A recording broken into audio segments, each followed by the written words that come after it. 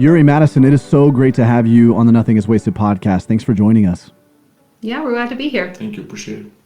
Well, everybody is aware of the crisis that is going on overseas in Ukraine. You guys have a much closer picture to this. And we thought it would be very appropriate for us to have you guys on to talk a little bit about your story, your involvement over there, and what your involvement has been in the past, and to really just help us kind of get an understanding of this crisis, not just from a geopolitical perspective, but yeah, that would be helpful as well, because we live in a very geocentric perspective over here in the United States, thinking that we're the center of the world, unfortunately. And that's not the case. And so, yeah, maybe educate us on that throughout this conversation, but also just help us to understand on the ground level what's happening with the people of Ukraine and how we can intervene and be involved. So let's start with this. Why don't you guys tell us a little bit about your life right now, what you guys do, what your where you're at, and then we can kind of dive into how you guys got into missions work in Ukraine. Yeah, my name's Madison, and I'm from the South. Born in Texas, raised in Alabama, and met Yuriy on a missions trip in 2008 to Ukraine it was a camp for at-risk kids and orphans, and he was working there with some other missionaries there, but he's Ukrainian, so I'll let you tell him about. Yeah, my name is Yuriy. Our last name is Perekotiy. Sounds very unusual, but it's very understandable in Ukraine. It's Istanbul. I was born in the Soviet Union, actually, 10 days after Chernobyl, on the east of Ukraine, Lugansk, which is now people hear on the news too. And then we have 4 kids, so they're all biological. Chambers is 9, Lev is 7, Mila is 5, and Remy is 2. So we have full hands, full plate. Yes, that's why you're in a closet, right? Or where are you at? Yes, we're in a closet, and thankfully have my brothers here watching the kids. Yes, so. You have to hide if you're going to do something like this. Listen, yes, don't be fooled. The background right here looks like we're in some kind of a studio. This is actually a bedroom in our basement. We just happen to have this alcove that makes it look like we're in some kind of a professional studio. Looks very professional. That's the power of technology these days, and I'm excited about that because we get the privilege of having conversations with people like you, and we don't. There's no limitations there. And it also, the power of technology, we've talked about this over the past couple of weeks, now gives us a lot of insight and information and a window into what's taking place all over the world. And so, I wonder if you guys might start by just sharing with us a little bit as this crisis began to unfold. You're probably, you guys were probably seeing some things well before than what we were on the news and stuff like that. Just kind of share your thoughts on that as you begin to see, from your perspective, the crisis begin to unfold. Yeah, well, I guess we'll back up a little bit and say that we got married in 2011 and lived in the States for 6 years. We were kind of working regular jobs. We were involved in foster care. We were foster parents and taught foster parent classes, and just really desired to move back to Ukraine. But in 2014 was actually when this war started, and Russia came in and illegally annexed Crimea, which is the peninsula on the bottom of Ukraine, as well as to the eastern regions. And since 2014, 14,000 people have died in this war. So this conflict did not start on February 24th. It's been going on for years. And I kind of did a poll asking people, and about half of the people did not know that was the case. Half the people I asked said that they just thought it started 3 weeks ago. So we had desired to move back to Ukraine, realized Lugansk was not going to be an option. Yuriy's family had to flee along with probably 1 million other displaced Ukrainians who moved somewhere else in Ukraine or to Europe. And we finally set a date. And so since April 2018, we have lived in Odessa, Ukraine, which is the port city on the Black Sea. So Yuriy always says it's kind of like New Orleans. It's multicultural. It's a port city. It's a really important location. And we really love being in Odessa. So, to be honest, on February 23rd, our answer was nothing really big is going to happen. It's going to be okay. We thought it's going to be isolated. If it's going to be pushed, it's going to push from the east, like how they did it before. Yeah. So we were completely shocked watching that happen on the news on that Wednesday night. And there were rumblings. We had friends who were foreign missionaries whose agencies had asked them to leave out of an abundance of caution. But we're here in the States right now because we had planned this trip 2 years ago. It was time for our some people call it a home assignment or a furlough for missionaries, where we travel around and we talk to our partners and we visit churches and people that are supporting our ministry financially and praying with us. And so we were I don't want to say we just happened to be here. That's not true. The Lord knew we were going to be here, and he was not surprised that we are. So that's why we're not in Odessa. But I do think that if we had been there, we probably would have been in the van on the morning of the 24th trying to get out. Like, we just didn't expect it. Yeah. Wow. And so even just like, how are your feelings about the fact that God had already ordained the fact that you were going to be back in the States, and then now here are all your friends and family there? Like, how did you guys have to feel about all that? I think in the beginning we were thought about, first, like, why are we here? We should be there with our people. We felt guilty, really guilty. Yeah. And I talked to my friends and it's like, hey, I'm thinking about maybe come back, and they all then, well, you're a crazy person, stay there, you were just the luckiest. But it's not, I'm not feel like lucky. I feel pretty, I don't know, I'm not gonna change the world. Yeah. But you feel like, I need to be there because Yeah. I need to be, I'm gonna be the one who's do something. Yeah. And I think the first probably 4 to 5 days we felt very guilty. Then we decided to stop feeling guilty. That was not from the Lord, and we wanted to see what God had for us. And then we started, the second day after everything happened, we started the War Relief Fund, and we said, okay, we need to be able to help people on the ground, people we know, people who might not get humanitarian help from these large organizations, but how can we help people that we know, particularly believers or people that we had been sharing the gospel with, as they're trying to be on the ground. Maybe they're trying to evacuate, maybe they're trying to serve, maybe they're going to the front lines in the military. And that's the how Lord I has found really you. blessed that effort and made it abundantly clear that that is why we're supposed to be here. Yeah. And honestly, like, because you're posting those kind of stories, that's how I found you. Someone tagged you in it saying like she's helping out.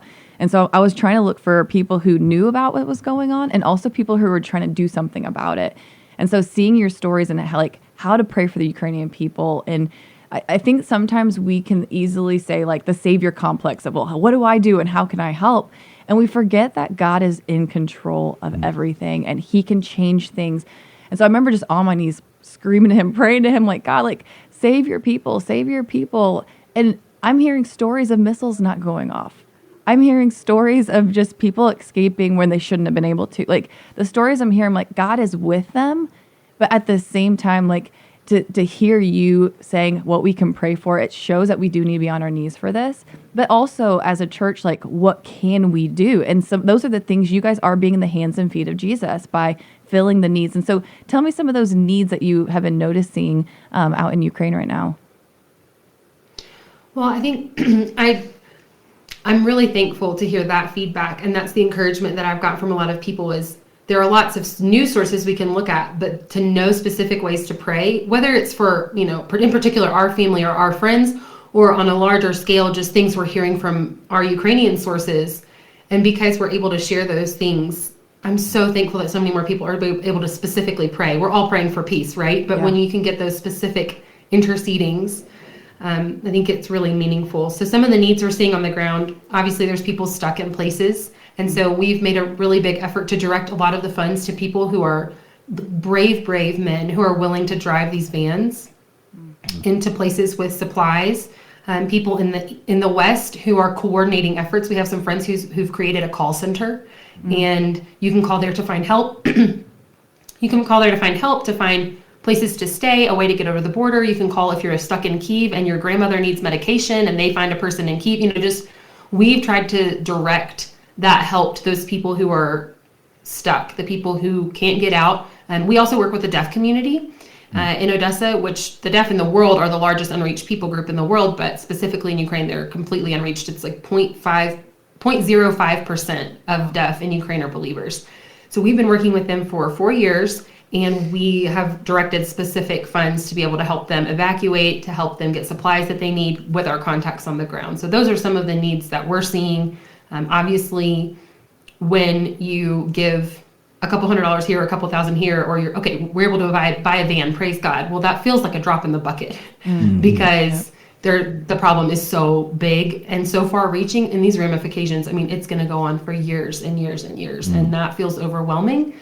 But try to remind myself that God is in control. And that sounds like such a simple truth that we as believers know. Yeah. But I'm running around frantic, right? Like I'm running to him going, oh, I forgot to do this. Hey, can you help me with this? I've got receipts, spreadsheets, all the things. And then it just made me feel so calm. This was probably about day 10 when I thought, God's not running around in his office in heaven trying to figure all of this out. He is so peacefully holding the world in his hands. And I'm very grateful for that. Yeah. Can we do this for a second and take a step back, and from your perspective, especially as folks who've been, I mean, what you said since 2013, 14 that you've been on the ground in Ukraine as missionaries, and that also was when the conflict started? We've been there since 2018. 2018. Okay. So since 2018, since you've been there, you have a very close-up perspective on this conflict that started in 2014. What is the sentiment surrounding this? What exactly is going on, at least from your vantage point? Because obviously, there's so much muddied information when you're getting it from, there's a lot of different political agendas over here in the United States that are going to filter the information that we're receiving and, censor the information that we're receiving. And so we're trying to piece some of this stuff together. But I would love to understand from your perspective, boots on the ground, what is happening with this conflict? I think generally, what happened in the media, in general, I think with the people, it's easy to think black and white. Ukrainian's good, Russian's bad. Yeah. But I think as adults, it's more complicated. There's good people, there's bad people on both sides. And even with the example of Ukrainian President Zelensky, a lot of Ukrainians thought about, maybe he came to get richer. But right now, everybody says, okay, it's not time to talk about that. We have a bigger problem. And it's like more like, gradation. Like the point being that there are faults on all the sides. I mean, obviously, we're going to call evil evil, and what Putin is doing is evil. Yes. But that doesn't mean that everyone in Ukraine is now a hero and there's no corruption in Ukraine, because that's not the case either. So it's a very gray area. We're pretty flat human beings. And I think problem is because when war began in 2014, my parents, left to the West and they thought about, oh, now we're safe there. And a lot of people who run away from the East to Kyiv, they thought about, okay, now we have a safe place, war is somewhere there. It's a problem, but it's not obvious my problem right now. Of course, people be sad, and my dad feel like he lost his homeland. But right now, people, I think with the new wave of attack, it's become a point of there's no place to run. So many people, my parents, for example, said, we're not going to go anywhere. It's like, we're done running. We're just going to stay where we're staying and see, embrace. So your parents are right now in Ukraine. They haven't left the Ukraine yet. No, they in the western part, the 2 hours from Lviv. So his parents are there. His brother and his brother's wife are there. His brother would not be able to leave because men ages 18 to 60 are not allowed to leave unless you have more than 3 children or some sort of medical, paperwork or disability. But his parents, we even offered when we lived in the States, they just don't want to leave. They're Ukrainians. They love their home and they kind of feel like that's where we're going to stay. And they're using their home to serve refugees right now. Wow. And then his sister and her family did leave and go to a different European country with their kids. But the last 4 years on the ground, most Ukrainians aren't talking about the war unless they have, family there. Or, for example, we worked with some volunteers last summer who came from the eastern region, people we had met in 2008, and they came to camp to serve with us in 2021. And, it was fine. So up until about October 2021, most Ukrainians were not talking about the war, a potential invasion. It was when those troops started amassing in Belarus that people started. Not talking about mass to everybody, to people who knows the problem. Right. So it's because it is a problem, but it's a problem for people getting used to it. Yeah. It's so much problem. You go into the blog posts and the military checking you, and it's become like normal. Yeah. For example, my sister, when war began, she went to the east to try and sell her apartment, and I called her first, on the 24th. I said, hey, what is happening? What I'm seeing here in the US, it looks very bad. And she said, well, nothing unusual. It's like you can hear some explosions, but it's like normal. Oh. Interesting. Yeah. But then in 2 hours, she said, okay, no, it's like actually ramp up, and we need to do something. Wow. Which would make a lot of sense, because from our perspective, it was like, man, it seemed like everybody was caught off guard by this. But what you're saying is there was so much of it that was normalcy. It was everyday life that everybody didn't have a chance to adjust when it just ramped up like that. Yeah, and I think if you give some perspective, so Ukraine is about the size of Texas. So that kind of bottom little peninsula, and then in the east, a little section that had been occupied by Russia for the last 8 years. But what happened on the morning of the 24th in Ukraine was bombing and shelling all over the country, all at once. And then it kind of scaled back a little bit, and now it's expanded again. So, you know, his mom's in Western Ukraine, and we call her, and she says, yeah, 5 a.m. I heard missiles flying over our house. Wow. Well, those missiles landed 2 hours south of her at a military point. Wow. So the whole country at that moment freaked out, essentially, and rightfully so, because it was very confusing. Whereas all previous to that had been isolated in those territories that had been occupied. Gotcha. That makes sense. Wow. You know, Madison, you have some experience, trauma informed work, and you know, trauma has become a it's certainly not a buzzword. I don't want to say that. What's the word I'm thinking of? It's become a more common thing for us to talk about in terms of putting it in the category of emotional trauma, you know, childhood trauma, things that we undergo due to some what would be considered more minor circumstances than what in the past trauma was only connected with or congruent with war, right? Coming back from war or some kind of a massive tragedy, okay? That's what trauma was typically lumped in with. And so we've spent an entire 200 plus episodes talking about largely the other type of trauma. We've not really talked about war trauma a whole lot. So I'd love for you to, from your perspective as someone who's does trauma informed work, what are the ripple effects that you have seen because of this conflict as you guys have been working with people? And what are you anticipating is going to happen because of it?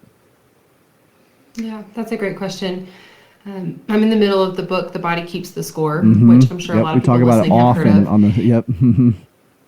It's such a good book. And, you know, so much of his research came out of working with veterans. And so, like you said, it's connected to war, but then all of this research God used to become applicable in so many different situations. Right. And I think the important thing to remember about trauma is that it's not separate from the spiritual part of us, or from our souls, that our bodies are, one, God made them that way, and he made them to function that way. He made our brains to adapt. We just weren't meant to be consistently exposed to this trauma. And that's what happens when things kind of just go haywire. Your body's trying to survive. And so when I think specifically about the past 8 years, you know, I think about orphans that were evacuated and started over in different orphanages in new cities in Ukraine, which that's a whole other discussion, the orphan and social orphan crisis in Ukraine. But that's a reality. I mean, I would say even, for example, Yuriy's dad went through trauma. He was very depressed for a long time. That was the house he built, like, with his hands, and he had to leave it all behind. There are, like I said, over 1 million Ukrainians were displaced since 2014. 14,000 Ukrainians have died in that. I mean, the trauma of that. And then, unfortunately, people get used to it. So hearing explosions and shelling had become normal for my sister-in-law and her family. And now things like air raids are becoming normal. But this is, what's happened the past 3 weeks is just on a massive scale, so much bigger than even the last 8 years. Heavy on my heart are the doctors and the medics who they're bringing in these victims, especially in Mariupol, other hard-hit cities, and they're just bodies in the basement. And one of them, I shared this video, but one of the guys says, you know, you kind of get used to it, but then it comes back to you at night. And just thinking about the trauma that even people who are trying to save people are going through, the moms who are losing kids. There was a mom that they go into the basement and then they get struck right in the kind of foyer to the apartment building. So the basement collapsed on them and 2 of her kids die. And then she's left with this one kid and no husband. That situation is happening thousands of times over right now. I'm thinking about kids getting moved. Like we have friends that are in Western Ukraine on the Slovakian border. And so they have been there for years working with these specific orphanages and baby houses, have relationships with these kids that go twice a week. And she was explaining last night, the caregivers are assigned to the room. So these kids have grown up in this baby house. They're used to this caregiver because they're in this room. Well, half the kids were just moved to a different country to make room for kids from the East who came in. So I'm sitting there going, oh no, it's double trauma. You could have left those kids in place. And if the Eastern kids are already moving, move them. Don't move the kids who grew up there. then the kids get moved around in the rooms to make room for the new kids. And so then they have a new caretaker. So now they're going through trauma of losing some of the kids they're with, going to a new room and a new caretaker. The caretakers are distracted, and understandably so. Right. They're on their phones, they're talking to family members. So anyway, those are just a few examples, but... And I think just normal humans, we have friends in the church or even volunteering job, work with the local at-risk kids. And they talking about now how it feels like there's no point to do anything.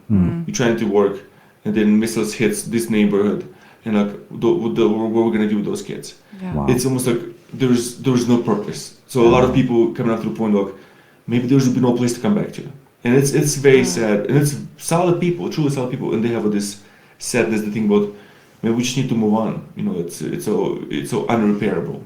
Well, and I'll say something specific to the church in Ukraine is that the understanding of trauma is just not quite there. So it's more of like, well, it's a spiritual answer to the trauma, but we know that there are physiological things that can be done to help our brains heal and help our bodies heal from trauma that happens. And you think about the ACE scores, the adverse childhood experiences, and how many kids in Ukraine are now going to have super high ACE scores because of relocation, losing a parent, or being separated from a caregiver. Maybe they're not losing them, but their dad couldn't leave, and so they left with their grandmother or whoever. Being thrown into a new situation, hearing air raids, missiles, bombs. I mean, seeing bodies on the street. I saw this video of a family that was trying to evacuate, and they're getting in their car, and there's just bodies on the street. I mean, for little kids to have to be exposed to that. Moms giving birth, I mean, all of us who've given birth can understand that can even be a traumatic experience in itself, depending on how you're treated or how it goes. Can you imagine giving birth in a bomb shelter under fire, or having your newborn baby and just praying and hoping that they don't get a contusion from being, it just all those things that we worry about as moms. It's made everything seem so trivial here. But at the same time, I've had to be really careful not to minimize even what me and my kids are going through here, because it is significant for our kids. I think they are going through some traumatic things, knowing that their friends, knowing their friends by name who are evacuating or who had to leave their dad behind. I mean, our oldest, just when we say, well, we decided, we were supposed to go back in May, but we're going to wait till the end of the summer and see what happens. And he said, oh, thank you. I just don't want to go back. I don't want to get bombed. And his little heart is so concerned about that. And it, as parents, we thought, have we totally just been so focused on what's going on there that we have failed at being trauma-informed parents for our kids? But the Lord is gracious. But we have those thoughts because our kids are going through it too, even if it's not as on the maybe as an intense scale as their friends in Ukraine. I mean, even all the stories you're saying, I mean, there's countless stories. I mean, you're only just scratching the surface. And you think about the trauma of now you're a vulnerable, the humanitarian crisis is going on, which is absolutely crazy. Now you're a vulnerable woman with your children. You've seen all this trauma. You're going to the border. And now people are taking advantage of the fact that you're vulnerable. And human trafficking is going on like crazy right now. And so you're trying to find safety, and you think that you can trust this human being, and then they break your trust like that and put you in that situation. It's just thing after thing after thing. And one of the stories you mentioned was about just your kid not wanting to go back to possibly be bombed. I had a friend living in Austria when all the Chernobyl things were going on, and there was a lot of war and everything. So their kids were so used to taking shelter when bombs would go off. So she took them to Disney World, and that day fireworks started going off, and their kids were 5 and 3 and doing this and covering their heads and taking shelter to make sure that they didn't get bombed with fireworks. And so that kind of trauma lasts with you.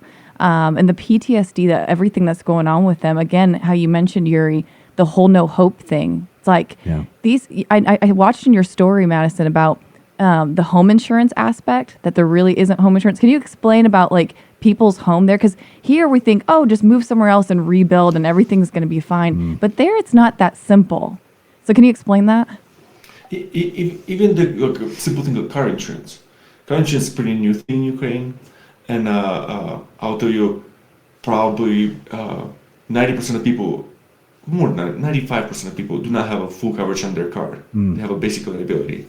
So even that thing like a car and a home insurance, I personally never met anyone in my life who had home insurance. Wow. Most people in Ukraine either inherited their house or apartment, or maybe it was kind of started by their parents or grandparents and they finished it, or they sunk their whole life savings into a new apartment build. Even not a lot of people taking credit. Yeah, like a mortgage, in because home. the interest rate's going to be 20 or 25%. So people just saving money and then borrowing from their friends, from the family, trying to build.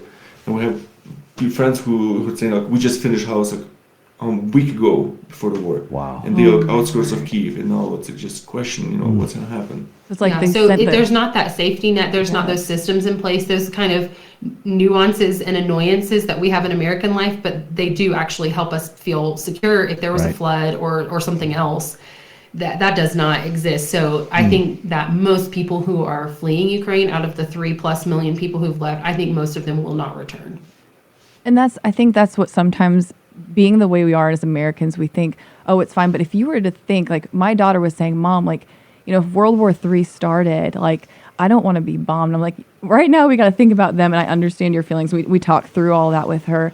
But I think to even think about if this were to happen to us, if this wasn't Ukraine, if this was the United States of America, and to say, oh, it's fine, go live in Mexico, or it's fine, go live in Canada. It's not. We're Americans. And so when I think about you guys as Ukrainians, like, it's not fine that you guys just go and live in a different country with different languages, different cultures. It's not fine. And so when you're saying about there's no hope, like, what do we do? Where do we rebuild? Like right now, it seems like there's just no hope. And so I want you guys to kind of just speak into that of like, what is their hope in right now? What are the Ukrainian people hoping in? I think I'll say a little bit and then I'll let the Ukrainians speak, but I am seeing churches rise up, whether they're taking care of their members by helping them evacuate, or they're staying on the ground, or churches in Moldova, Vienna, like Germany, Slovakia, Hungary, Poland. I have messages, like tons of messages. Hey, we have a church in this city. We're ready to take people in. I'm really encouraged at how the body of Christ is responding to this. Wow. And I know that that's not necessarily a long-term thing. Maybe that's not going to feel the same way in 3 months, but I have been really encouraged, even at higher levels, how there are churches going to the government and border control saying, we need a system where there are approved tents and check-ins for people to go to so that human traffickers can't take people at the border. We want to be one of those approved stations. How can we get approved by you so that we're not, so that people are safe? Wow. We just last night, the Lord is just drawing all these connections together. We have friends that drove our van and are on their way to Germany. And right now they're staying with my friends who are missionaries in Czech, who I met through a friend from college 10 years ago. Wow. And the Lord is providing these moments. I wrote about, we're sending weekly email updates about the War Relief Fund and what we're able to send funds to. And some of those stories I can't share publicly, but some I can. And last night we shared about the one where we were able to help purchase a van. And this guy's going to pick up a family that has 6 kids on the outskirts of Kyiv. And he goes there and he decides to pick up this hitchhiker because he's going a different way to avoid Russian block posts, picks up this guy who ends up being a local farmer, knows all the fields, exactly where he's supposed to go. Wow. Then he looks at the gas meter and realizes he doesn't have enough gas to get this family and then make it back out to the next gas station. Farmer calls all of his friends and they pull up a tractor next to him and siphon off 10 liters, exactly the amount he needed to get that family and then get back to the next gas station on the way to the west. So I wake up in the morning sometimes and I'm just so like hurt or sad or angry, but then I hear stories like that and I just know that God has not forgotten and he is working even in those really tiny moments, and those things give me hope. And that's why I'm trying to share about this, share about things that happen, because I don't want people to lose hope and I don't want people to forget. I don't want people, wars are popular for 30 days. I think that's the saying. And so I don't want people to forget. And obviously it hits closer to home for us. But I don't know, Yuriy, did you want to say something about hope? I just think, people kind of losing hope towards, humanity and towards government. If no one's going to help us, we are all by ourselves. But what I was truly, I think, it's almost like a medicine practice for Ukrainians. Okay, I'm a small person. I have just this little bit of bread, or I have this little bit of fuel, and I'm willing to share because I know how it is to be in a rough condition. We have no hope, and I think that's why I hope in truly a Ukrainian church just raise up and think about it's nice to have a new benches and it's nice to have a new audio system, but it's not that important. Yeah. And I think what I'm truly hope all this bring new priorities to the people's lives, because before the war, I have one of a member in a church in Ukraine. Talking to him, and I said, "So we think it's gonna happen or not?" He's master sergeant in the army, and he said, I'm telling you, same thing I told my wife. His wife's like, hey, we need to buy this appliance because it's getting worn out and it's not very good. And he says, don't worry, if war begin, you have no more problems like appliances. And it's a rough. I'm like, oh, that's rough. Oh, you say that. Dark humor. But now it's true because people just literally live in everything because it's all just stuff. Yeah. We're still breathing over the stuff. Yeah. And but I think people finally maybe understand, and I don't know for how long. What is important, and I think that's the priorities, in the lives. Yeah. I think perspective, like I think that's what you're saying is everything is about perspective. And I mean, even what you were saying, Madison, of like, you still have the perspective of what's going on and what they're suffering right now.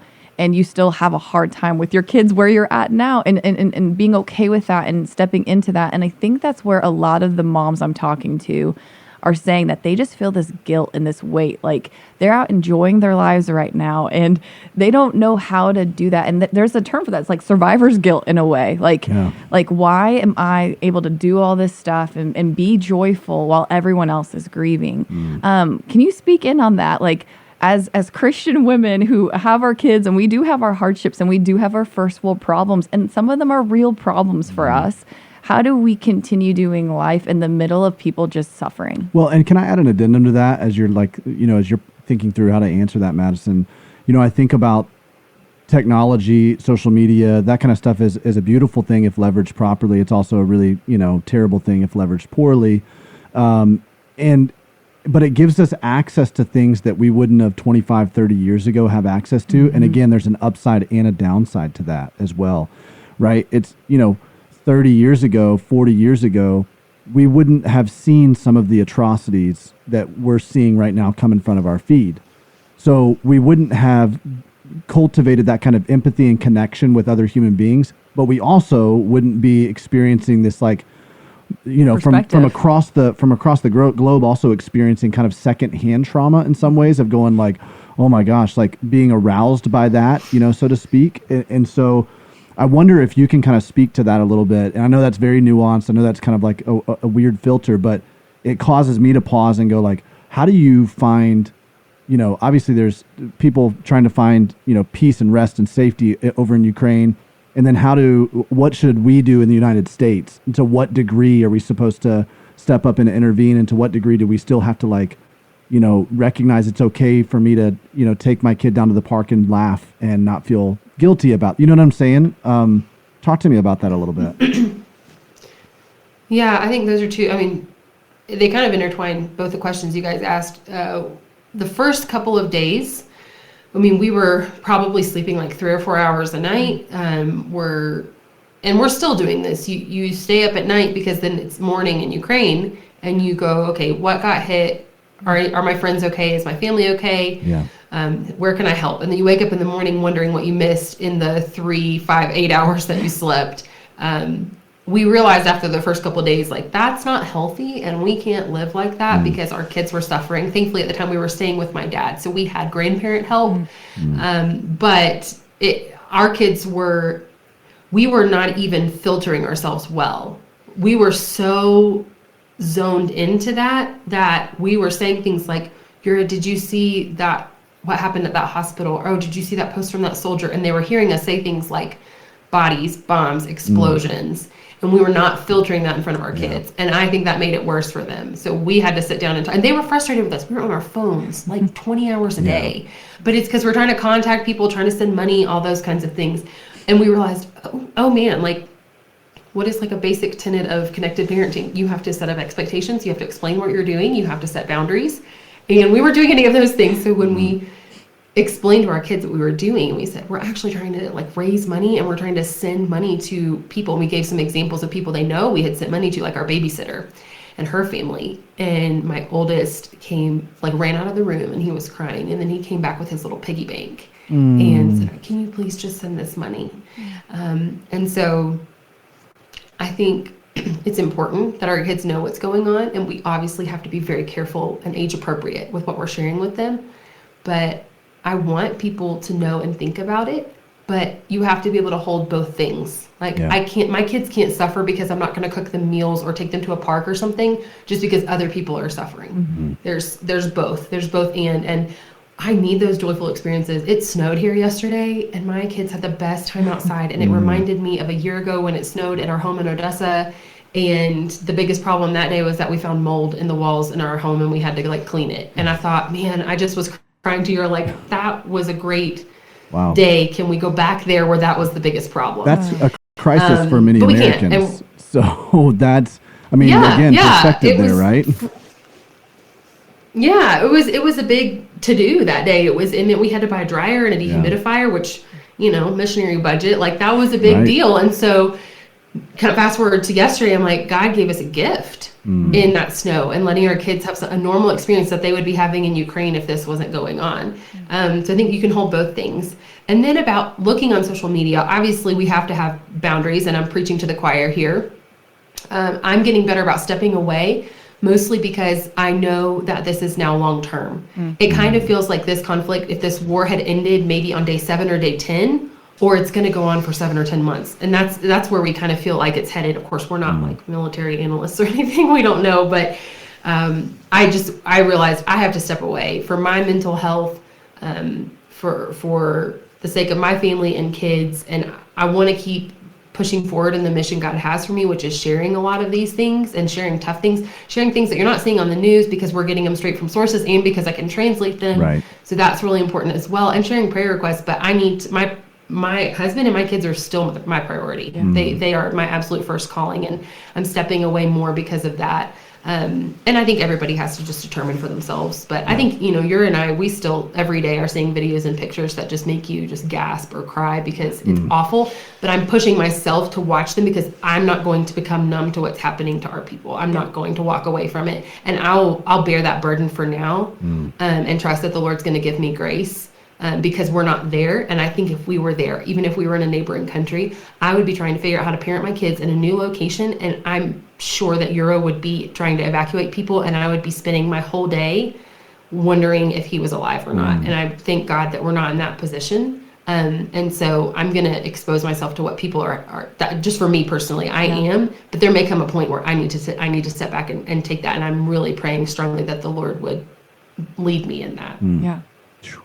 And I sometimes I have a thing, but I'm like almost rather live in no knowledge. You know, there's so much coming out, bad things. So much, you know, internal stress. It's not something I'm gonna put away, and I'm not gonna try not to think about, because it's almost like pretend. You know, if not a problem, So I understand it's not the answer, but like we're all kind of I think right now walking with this crutch, kind of trying to figure out which way we need to go, how we be. I think what's really difficult is because of the ministry that we do, we hear about all the crazy traumas that happen all throughout the world. And it takes a toll on you. I mean, it really takes a toll on you. And I'm not a worrier. And I remember I got pregnant with my third, and I like, I'm one of those weird pregnant women that are like, okay, whatever happens, happens. Like, I just don't stress about anything. But then there were 3 people in a row that came on our podcast that talked about either having a stillborn, having a baby, then 3 months later the baby died, or having a baby and the 6 months later the baby had half of a brain. And you're like, wait, what? And so that trauma, like perceived trauma, is actually a stressor that actually physiologically happens in your body, and sometimes worse than the actual trauma. And so I'm a PA, I'm a provider, and so we do research on this, and it's absolutely crazy, those stressors, what happens. And so with secondhand trauma, it can actually do the same kind of things. Like I remember witnessing a mom in Ukraine lose her 18-month-old child, and they were doing CPR, and I was watching her grieve her 18-month-old boy. And I have a 2-year-old, and I just was sobbing and weeping. And Davey was like, you need to step back. And I think for some of us, we don't need to feel guilt for the stepping back, because in my mind, I'm like, well, they don't get a step back. So that's not fair that I'm stepping back. But I think for our health and our mental health, our sanity, our physical health, there are times where we need to step back, and we need to, like what Jesus did. Jesus was around all the trauma too. And he would go off to the mountainside alone, and he would pray with his Father. And I think that is the aspect of being alone in creation with our Creator and spending that alone time so we can fill back up and have our cup full to give to others. And I think you guys are in this calling right now that's so important, that you are doing what you say you're doing. Like, you need to be not numb, and you need to be helping, because that's what God called you to.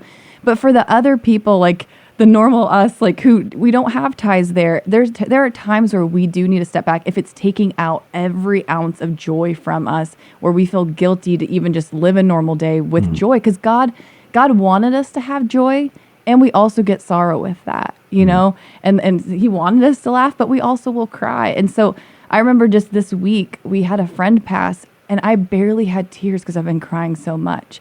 And in that moment, I knew I'm not good. Like, this is not okay that I can't even grieve my own friend. I'm getting more numb to death. And so I just knew, I'm like, okay, let's step back. And so thank you guys for sharing that, because this is so confusing for a lot of people. We think we're in 2022. This should not be happening. Genocides of people suffering the way they are. This should not happen, and it is. So how do we wrestle with God? How do we wrestle with who he is, who he says he is, that he's good, that he would allow such bad things to happen to people? Yeah, that's a great question. What from your perspective, where do you see God in all of this? And how do you wrestle with that? You know, that's one of the big existential questions we ask a lot on this podcast. Like, well, how can we say God is good when these kinds of things are happening? I think for both of us, we're starting to have a different appreciation towards Psalms. Because before, I was reading, I think about, wow, David, that's like too much. Like, that was like, you're wishing destruction on the people. It's like, that was like, wow, that's like over the top. And I think now I understand how sinful I am. Because one day I'm like, go and bring destruction, burn them, everybody. And then the next day I'm like, man, you see these people who've been captured, and you see these like young kids, and you think, just did not deserve to be killed. Yeah. Just the humans who are confused and traumatized. Same problem traumatized the people.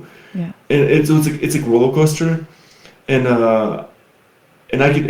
I'm struggling right now in the same thing with you, because we're seeing destruction, and we're seeing like some evil people, and you're just so angry with them, and you think, okay, where is the God? But I know those people just for 5 seconds. I don't know the whole story. And God knew them from the beginning. He saw whatever happened to him. So for me, it's sometimes hard to reconcile. I'm still struggling to, because I understand for God it's much more painful, and how he said, you think you're good fathers, and you will never do that. So I'm much better. So I'm kind of interesting, because I understand I think through all this crisis, I kind of see how flat human I am. Because one day I'm thinking about, and I'm always thought about, I'm a pretty passionate person, but lately I've been just so angry, and like, okay, just the most sinful thoughts. At the beginning, as I pulled up to read Psalm 10, that was what the Lord put on my heart the first couple of days. But it says, "Why does the wicked renounce God and say in his heart, you will not call to account? But you do see, for you know mischief and vexation, that you may take it into your hands. To you the helpless commits himself. You have been the helper of the fatherless. Break the arm of the wicked and evildoer. Call his wickedness to account until you find none." And I just can only take solace in what God's word tells us. Yeah. And I'll say, I became a believer when I was 5. I'm 33 now, and my faith has never been tested like it has in the past 3 weeks. Even through being an adoptive sibling, that trauma that happens, my parents getting divorced the month after we got married, we've been through, and then, moving overseas, the horrible things that we experienced and witnessed while fostering, even all those things, the Lord has been so gracious, and I never wavered and doubted. I really didn't. And the past 3 weeks, I've found myself asking those questions that I've never asked before. And in some of those moments, I felt like a failure as a Christian, which is silly, but just was drawing back to scripture and things that David asked of God, and just really, really praying that God would just increase my faith, that he would just draw me to himself. So the Psalms have been a really big solace for us. These are moments too where you think about, you said it earlier, this is 2022. You wouldn't think this kind of thing is going on. And that again reflects our really safe, comfortable American mindset, right? In our generation, we've not lived in a war. I know you guys have, because you've been over in an area where that's very prevalent. But in the United States, we're like, wow, what is war? And yet we read about things like Kristi's favorite book is The Hiding Place, Corrie ten Boom. And you see all the amazing ways that God showed up in that book. And it's in these kinds of situations that God shows up in those miraculous ways. The ways that just, it just baffles your mind. You're like, wow, in the world, right? But it's in these places of desperation, these places where it seems impossible, that he shows up and he, rescues and protects and saves. And it's really cool to see the church become the church. As you were talking about earlier, all the different churches represented in the different, neighboring countries there, and how the church is stepping up. I wonder if you guys can share with us, like, what we should do, as a church, if we're, believers all over the world. Obviously, it goes without saying, we need to be praying, right? That there's so much power in prayer. But is there anything else? How can we be a part of this? Like, what can we do and what should we do to really help, make a difference in this? Yeah, I think there's a couple things, and I've been brainstorming this as well, because I know that there will be things beyond what's helpful now as this unfolds. So obviously praying, I've been sharing on my story specific prayer requests, and just praying for Ukrainians, praying for Russians, praying for leadership in all these countries that are involved, because it's not just isolated to one area. So continuing to pray for that, praying for the vulnerable, the deaf, those with special needs, orphans, against human trafficking.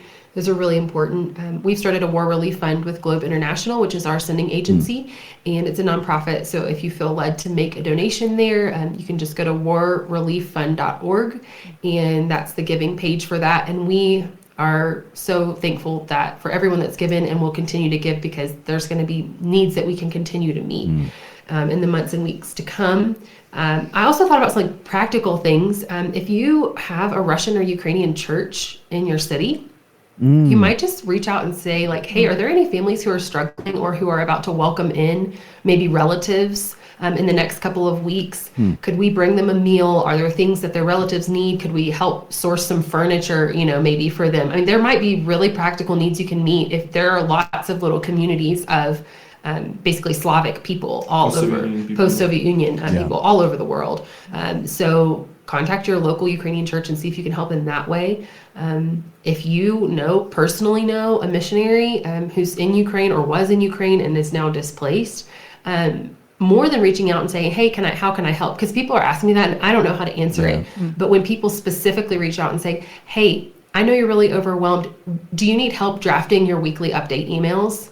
Hey, I know you're really overwhelmed. Would a box of activities for your kids help? Or if they're having to relocate to the States or somewhere else, what physical things could you ask? Can I do this for you? And then they can answer yes or no and leave them the freedom to do that. But the support we've gotten over the past 3 weeks has kept us afloat. And I don't mean just financially. I mean the physical things, the time and talent. That we had a videographer, a friend, contact us, and he's making us update videos and turning around those in 12 hours for us. That's huge.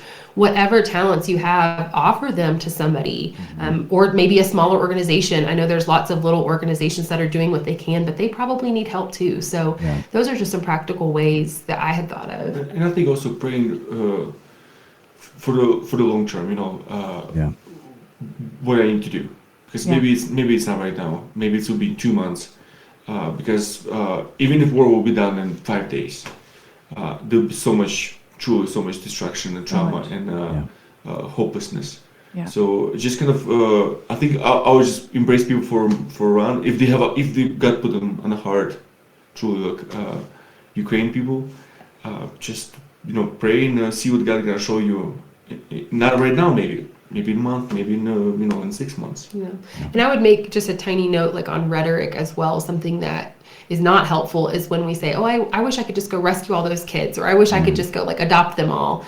The conversation for another time, but the orphan crisis in Ukraine is really complicated, and there's not actually that many true orphans. There's a lot of social orphans who still have parental rights attached to them. They're just being raised in the institutions. And so that process is all halted. And if you really have a heart for that, there are tons of vetted adoption agencies, Christian adoption agencies who are working with Ukraine and will work through that process if it opens again. But finding organizations and churches who are supporting foster families, orphans, orphanages, that is the way to go right now, because there's not access and there's not information to actually physically be able to go help. So I would just say, if anybody even feels led to go in the future, like on a short-term trip, go not just with your church, go with a vetted organization or a vetted church in Ukraine who's helping people on the ground, because we don't want to do when helping hurts, right? Yes. Like we want to actually be helpful. Yes. Right.